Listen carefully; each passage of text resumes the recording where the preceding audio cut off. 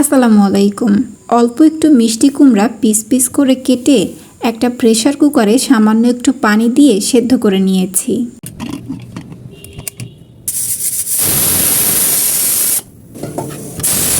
এরপর একটা ছাঁকনিতে রেখে চিপে চিপে পানি ঝরিয়ে নেব।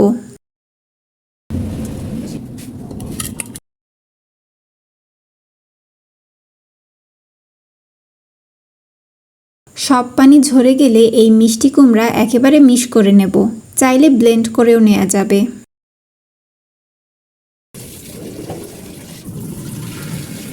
এরপর এতে একটা ডিম, 1/4 কাপ চিনি আর অল্প একটু লবণ দিয়ে ভালোভাবে মিশিয়ে নেব। চিনিটা গলে যাওয়া অবধি অপেক্ষা করব।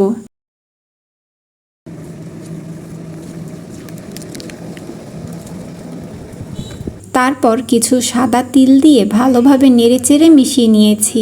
এখানে আমি একটা ভুল করেছি যে সাদা তিল না দিয়ে কালো তিল বা কালো জিরা দিলে সুন্দর দেখাতো। সাদা তিলটা বোঝা যাচ্ছিল না। তারপর এতে আটা দিয়েছি।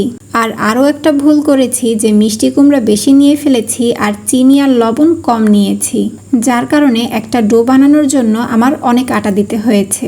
এ কারণে চিনি একটু কম মনে হয়েছে। আর মুচমুচে করার জন্য আধা কাপ সুজিও দিয়েছি।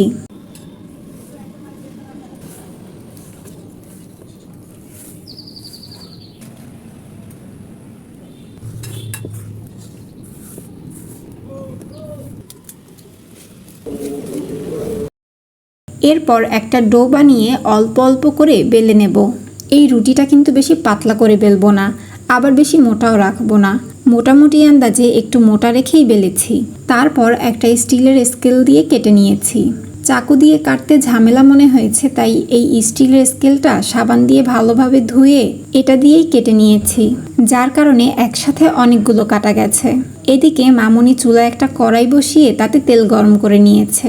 আর এই তেলটা কিন্তু ভালোভাবেই গরম করে নিতে হবে। এখন এগুলো গরম তেলের মধ্যে দিয়ে দিয়েছি। আর চুলার আঁচ মাঝারি থেকে একটু কম রাখবো, একেবারে কম না, আবার সরাসরি মাঝারি আঁচেও না। মাঝারির থেকে একটু কম কি হয়েছে মিনজি? মাঝারির থেকে একটু কম আঁচে রেখে এগুলোকে মুচমুচে করে ভেজে নেব। হালকা বাদামি রঙের হয়ে আসলে তেল থেকে উঠিয়ে নিয়েছি। এছাড়া সবগুলো পামকিন স্টিক কিন্তু অনেক মুচমুচে হয়েছে। তবে চিনি আর লবণটা যদি আরেকটু বেশি হতো তাহলে আরও বেশি ভালো লাগতো।